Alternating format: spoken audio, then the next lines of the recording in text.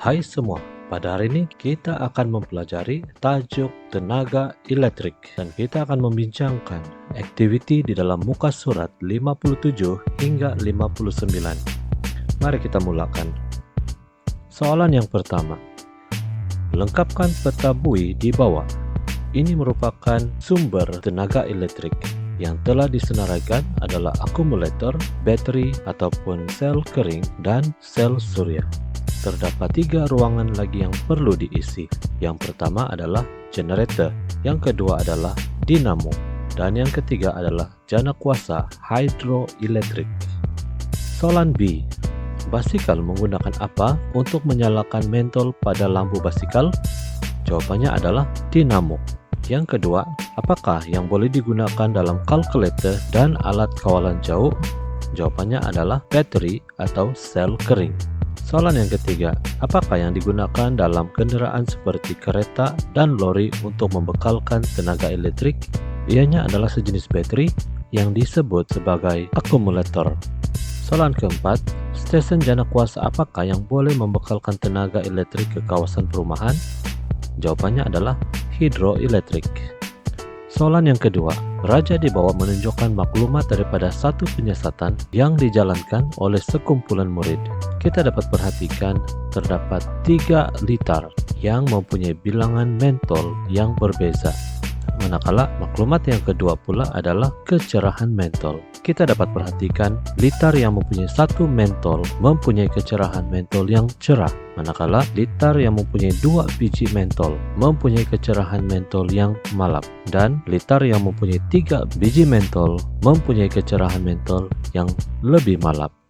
Sekarang mari kita pergi kepada soalannya. Soalan E, namakan jenis litar yang ditunjukkan dalam raja di atas. Litar tersebut dikenali sebagai litar bersiri. Soalan B, apakah tujuan penyiasatan ini? Jawabannya adalah untuk menyiasat hubungan antara bilangan mentol dengan kecerahan mentol.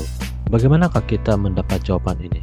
Untuk membina jawaban ini, kita perlu menghafal format jawaban ini, yaitu tulisan yang berwarna biru untuk menyiasat hubungan di antara. Kemudian kita akan masukkan pemboleh ubah dimanipulasi dan diikuti dengan pemboleh ubah bergerak balas.